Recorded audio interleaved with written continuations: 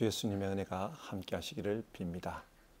우리는 지금 출애굽기의 말씀을 통해 이집트 땅에 내렸던 10가지 재앙에 대해 살펴보고 있습니다. 하나님께서 이집트에 재앙을 내리신 이유는 사람들로 하여금 하나님이 어떤 분인지를 알게 하기 위해서였습니다. 왜 하나님을 알게 하려고 하셨습니까? 요한복음 17장 3절 말씀에 따르면 영생은 오직 한 분이신 참 하나님을 알고 또 아버지께서 보내신 예수 그리스도를 아는 것이라고 했습니다. 하나님을 알 때 하나님을 믿을 수 있고 하나님을 믿을 때 영생의 삶을 살 수 있습니다. 그래서 하나님은 사람들에게 하나님이 어떤 분인지를 가르쳐 주시는 것입니다. 그러면 오늘 말씀을 보며 하나님이 어떤 분인지를 다시 한번 생각해 봅시다. 먼저 사도신경으로 우리의 신앙을 고백한 후에 성경 말씀을 보겠습니다. 나는 전능하신 아버지 하나님, 천지의 창조주를 믿습니다. 나는 그의 유일하신 아들, 우리 주 예수 그리스도를 믿습니다. 그는 성령으로 잉태되어 동정녀 마리아에게서 나시고 본디오 빌라도에게 고난을 받아 십자가에 못 박혀 죽으시고 장사된 지 사흘 만에 죽은 자 가운데서 다시 살아나셨으며 하늘에 오르시어 전능하신 아버지 하나님 우편에 앉아 계시다가 거기로부터 살아있는 자와 죽은 자를 심판하러 오십니다. 나는 성령을 믿으며 거룩한 공교회와 성도의 교제와 죄를 용서받는 것과 몸의 부활과 영생을 믿습니다. 아멘. 출애굽기 8장 25절부터 29절의 말씀을 읽겠습니다. 그러자 바로가 모세와 아론을 불러들여서 말하였다. 이제 너희는 가되 이 땅 안에서 너희 하나님께 제사를 드려라. 모세가 말하였다. 이집트 사람들은 우리가 주 우리의 하나님께 제사 드리는 것을 부정하게 여기므로 이 땅 안에서는 제사를 드릴 수 없습니다. 우리가 이집트 사람들이 보는 앞에서 그들이 부정하게 여기는 것을 희생제물로 바치면 그들이 어찌 보고만 있겠습니까? 우리를 돌로 치지 않겠습니까? 우리는 하나님이 우리에게 말씀하신 대로 광야로 사흘 길을 나가서 우리 주 우리의 하나님께 제사를 드려야 합니다. 바로가 대답하였다. 그렇다면 나는 너희를 내보내서 너희가 광야에서 주 너희의 하나님께 제사를 드리게 하겠다. 그러나 너희는 너무 멀리는 나가지 말아라.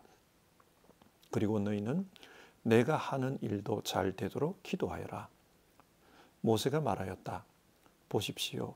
이제 제가 임금님 앞에서 물러가서 주님께 기도하겠습니다. 내일이면 파리떼가 바로 임금님과 신하들과 백성들에게서 떠나갈 것입니다. 그러나 바로 임금님이 우리를 속이고 백성을 보내지 않으셔서 우리가 주님께 제사를 드리지 못하는 일이 다시는 없게 하여 주시기 바랍니다. 아멘.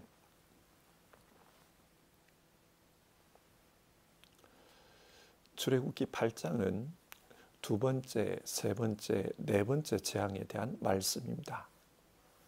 하나님은 지금 재앙을 통해 이집트 바로와 싸우고 계십니다. 이 싸움에서 하나님이 요구하시는 것은 이스라엘을 내보내라는 것입니다. 1절 말씀입니다. 나의 백성을 보내라. 그들이 나를 예배할 수 있게 하여라. 하나님은 이스라엘을 하나님을 섬기는 제사장으로 오래전에 선택하셨습니다.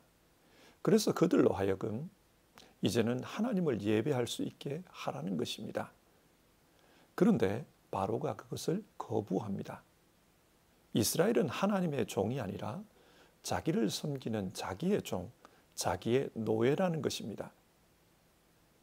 그래서 하나님은 바로에게 재앙을 내리는 것입니다.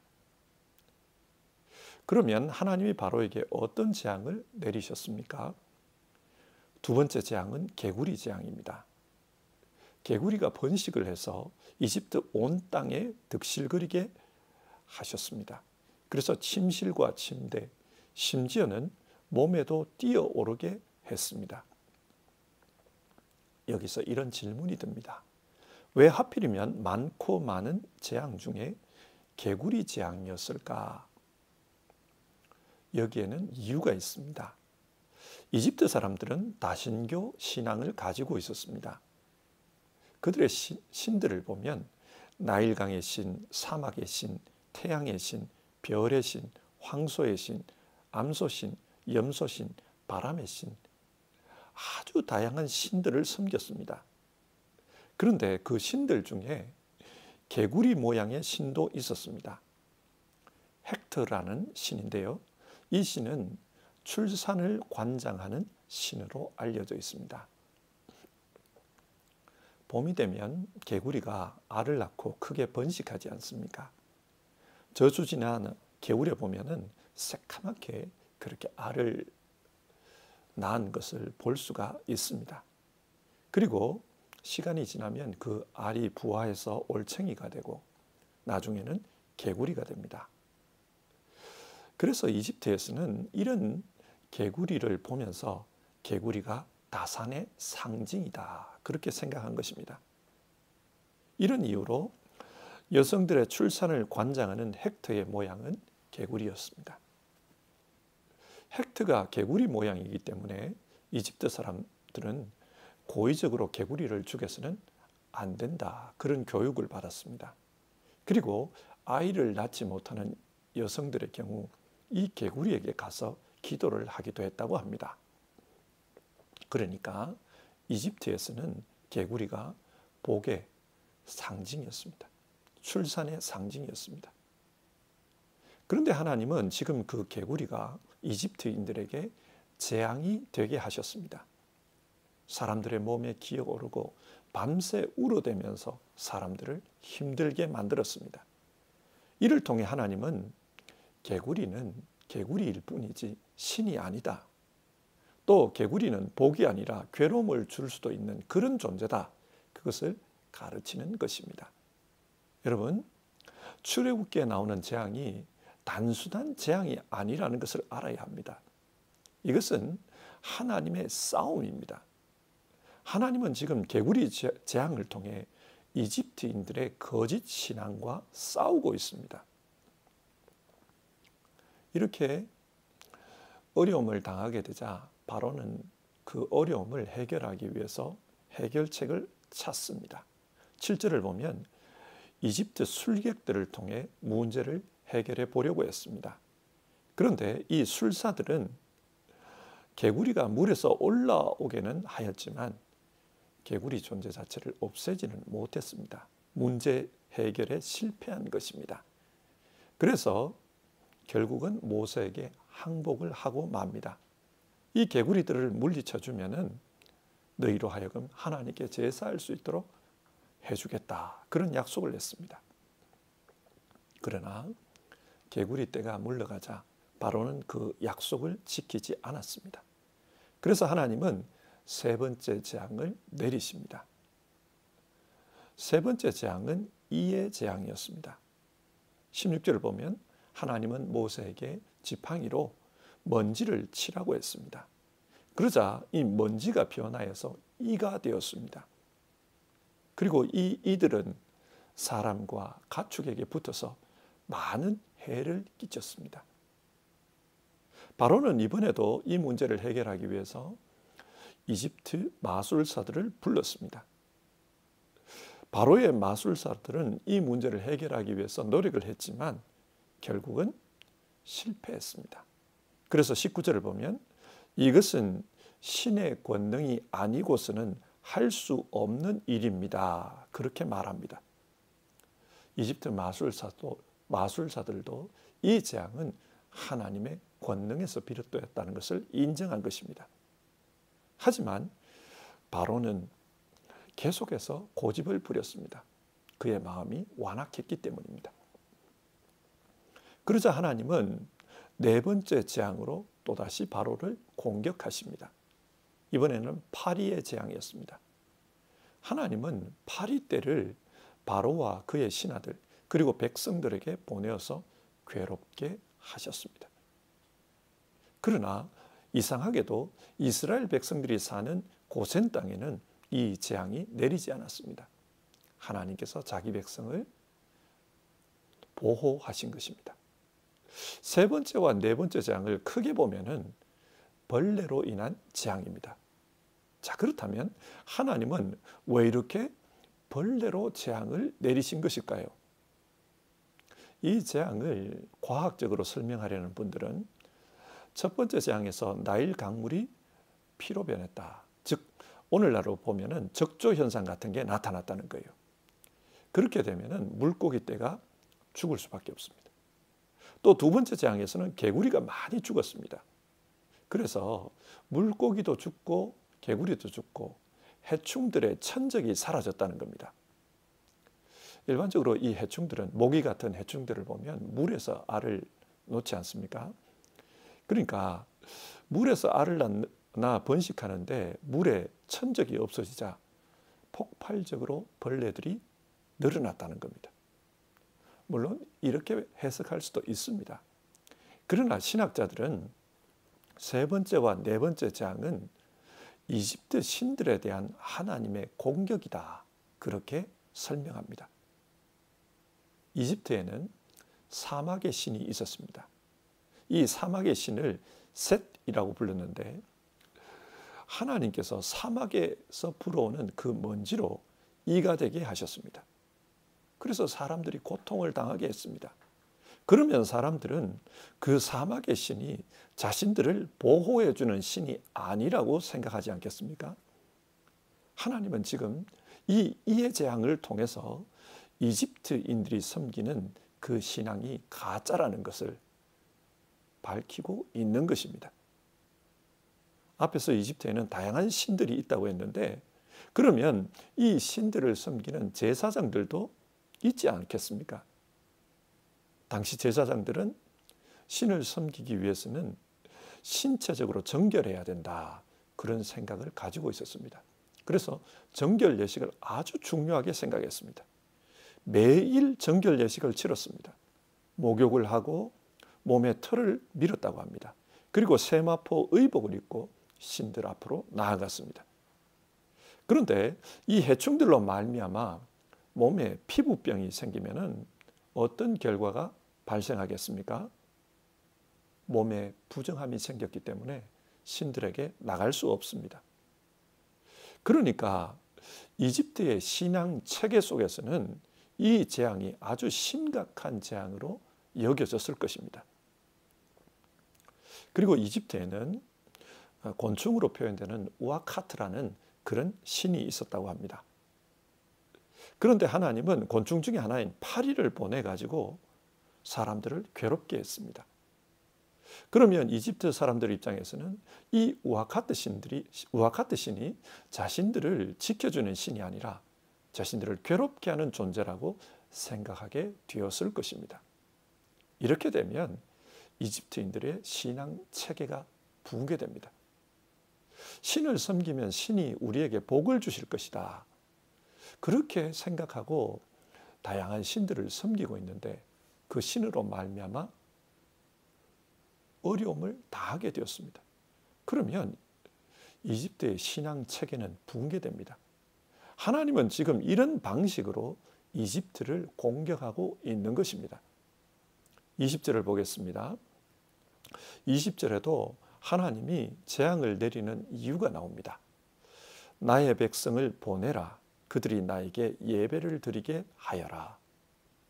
하나님은 이스라엘을 하나님을 섬기는 자기 백성, 자기의 제사장으로 선택했습니다. 그들을 내보내라는 것입니다. 그래서 하나님을 섬기게 하여라. 그렇게 말씀합니다. 바로는 이 재앙을 견딜 수가 없어서 모세와 아론을 불러 항복을 합니다. 그런데 이런 제안을 해요. 25절 보면 이제 너희는 가되 이 땅 안에서 너희 하나님께 제사를 드려라. 하나님을 섬기는 것은 좋은데 이 땅 안에서 섬기라고 합니다. 일단은 이스라엘의 하나님을 인정한 것입니다. 하지만 이 땅을 떠나서는 안 된다. 그 말입니다. 계속해서 자기 노예로 있으라는 것입니다. 이에 대해 모세는 분명히 거부 의사를 밝힙니다. 왜 거부하는가? 이집트 사람들은 소와 염소를 신으로 섬기고 있는데 만약 이집트에서 소와 염소를 죽여 하나님께 제사하면 이집트 사람들이 가만히 보고만 있겠느냐는 것입니다.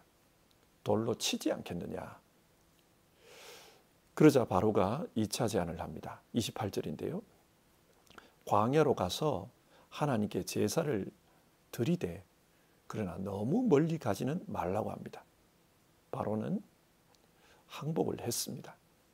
왜냐하면 자기가 봐도 이집트의 신들이 이스라엘의 하나님 앞에서 꼼짝없이 당하는 것을 보았기 때문입니다. 이스라엘의 하나님이 진짜 전능자라는 것을 바로도 느꼈습니다. 그래서 항복했습니다.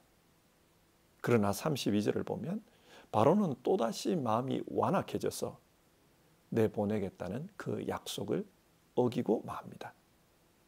자, 이상의 말씀을 한번 정리해 봅시다.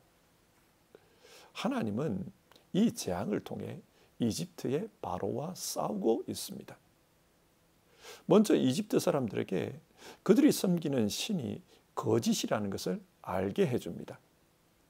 그리고 이스라엘 사람들에게는 참신이신 하나님을 믿어야 한다는 것을 이 재앙을 통해서 분명하게 보여주고 있습니다. 하나님이 어떤 분인가? 그것을 보여주셨습니다. 여러분, 하나님이 어떤 분입니까? 하나님은 세상의 신들과는 다른 전능자이십니다. 구체적인 능력을 보여주셨습니다. 그리고 하나님은 이집트의 신들을 공격함으로써 이 세상은 하나님의 통치하에 있다. 하나님이 이 세상의 주권자이시다. 그것을 보여주셨습니다. 자, 여기서 생각해 봅시다. 하나님은 이 재앙을 통해 하나님 자신이 어떤 분인지를 사람들에게 가르쳐 주셨습니다. 그래서 요한복음 17장 3절의 말씀처럼 하나님을 알고 영생을 얻게 하려고 하십니다. 영생은 오직 한 분이신 참 하나님을 알고 또 하나님께서 보내신 예수 그리스도를 아는 것입니다. 영생은 하나님을 알고 또 하나님께서 보내신 예수 그리스도를 알므로 말미암아 얻게 됩니다. 근데 여러분, 머리로 알기만 하면 영생을 얻을 수 있을까요? 히브리인들은 이 알다라는 단어를 야다라는 동사로 표현합니다. 야다는 머리로 아는 것뿐만 아니라 관계적으로 아는 것을 의미합니다. 창세기 4장 아담이 하와와 동침한 것을 성경은 이 야다라는 동사를 통해 표현하고 있습니다. 그처럼 하나님을 아는 것은 머리로만 아는 것이 아니라 구체적인 관계 속에서 아는 것입니다. 관계로 안다는 것이 무슨 말입니까? 영이신 하나님은 어디에나 계십니다. 성경은 우리의 몸을 성령이 거하시는 성령의 전이라고 했는데, 그러면 하나님은 지금 우리와도 함께 계십니다. 우리 안에 계셔서 우리와 함께 계십니다. 이 하나님과 영적인 교제를 가지는 것, 그것이 야다입니다. 하나님과 대화를 나누는 것, 하나님께 기도하는 것, 하나님을 찬양하는 것, 이 모든 것이 영적인 교제입니다. 오늘 성경에서 하나님은 계속해서 내 백성을 보내라. 그들이 나를 예배할 것이다. 그런 말씀을 하셨습니다. 예배한다는 것은 단순히 무릎을 꿇고 절하는 것, 그것을 의미하지 않습니다. 예배하는 것은 하나님과 구체적인 영적인 교제를 나누는 것입니다. 하나님께 대화하고 하나님께 기도하고 하나님을 찬송하고 그 하나님을 만나서 구체적인 교제를 나누는 것, 그것이 예배입니다. 여러분, 우리가 사람을 만났을 때 어떻게 교제를 나누는지를 한번 생각해 보십시오. 다른 사람의 말을 듣고 또 내 생각을 그 사람에게 말합니다. 대화가 오가야 합니다. 그런데 이렇게 말을 듣고 말을 하는 가운데 말로만 끝나버리면 그것이 참된 교제일까요? 아닙니다. 말이 오갔다면 그 말에 따르는 구체적인 반응이 있어야 합니다. 말을 들었는데 그 들은 말대로 행동이 따라오지 않는다면 그 교제는 실패한 교제입니다.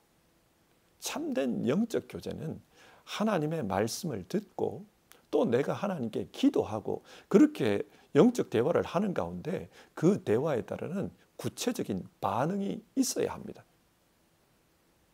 하나님은 성경을 통해 자신이 어떤 분인지를 우리에게 가르쳐 주셨습니다.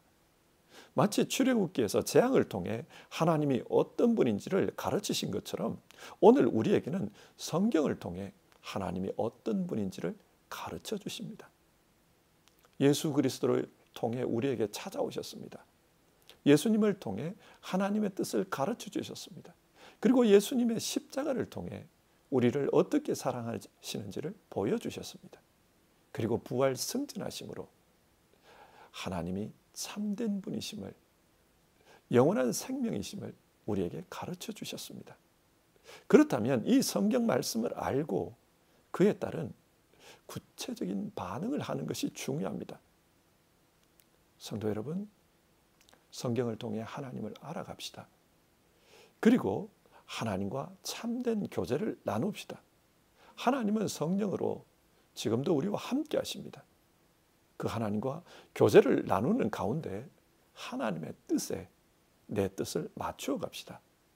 이렇게 하나님의 뜻에 내 뜻이 맞추어질 때 그때 우리는 하나님과 영적인 연합이 이루어지는 것입니다. 이것이 온전한 영적 교제입니다. 이것이 온전한 영적 예배입니다. 하나님은 우리에게 이것을 원하십니다. 오늘 하루를 시작하면서 이런 기도를 해봅시다. 하나님, 나는 하나님의 제사장입니다. 하나님의 제사장으로서 온전히 하나님께 반응하는 사람 되게 해주십시오. 온전히 하나님께 예배하는 사람 되게 해주십시오. 온전히 하나님과 연합해서 하나님의 뜻을 따라 사는 사람 되게 해주십시오. 그런 기도를 하나님께 드려봅시다. 같이 기도하겠습니다. 하나님은 재앙을 통해 하나님이 어떤 분인지를 사람들에게 보여주셨습니다. 이 재앙을 본 이스라엘 백성들은 하나님이 어떤 분인지를 알고 그 하나님을 섬기는 제사장으로서의 삶을 살아야 했습니다. 이것은 오늘 우리에게도 요청되는 하나님의 요구인 줄 압니다. 성경을 통해 하나님을 알고 하나님과 온전한 교제를 나누는 제사장의 삶을 살 수 있도록 우리를 도와주시옵소서. 우리 안에 계시는 성령께서 우리로 하여금 깨닫게 하시고 또 하나님께 반응하며 살아갈 수 있게 그렇게 역사해 주시기를 간청드립니다. 그래서 오늘 하루도 하나님의 인도하심 속에서 하나님과 온전한 영적 교제를 나누며 살아가는 우리 되기를 소원합니다. 우리 모두 그리스도의 장성한 분량에까지 성장하는 하나님의 사람들 되어서 하나님의 온전한 제사장으로서의 삶을 잘 감당하게 하옵소서. 우리 주님 예수님의 이름으로 기도드립니다. 아멘. 오늘 하루도 하나님의 말씀을 생각하면서 우리가 하나님의 영적 제사장님을 기억하고 그렇게 살아갑시다. 주님 가르쳐주신 기도로 아침 예배를 마치겠습니다. 하늘에 계신 우리 아버지, 아버지의 이름을 거룩하게 하시며 아버지의 나라가 오게 하시며 아버지의 뜻이 하늘에서 이루어진 것처럼 땅에서도 이루어지게 하소서. 오늘 우리에게 일용할 양식을 주시고 우리가 우리에게 잘못한 사람을 용서하여 준 것 같이 우리 죄를 용서하여 주시고 우리를 시험에 빠지지 않게 하시고 악에서 구하소서. 나라와 권능과 영광이 영원히 아버지의 것입니다. 아멘.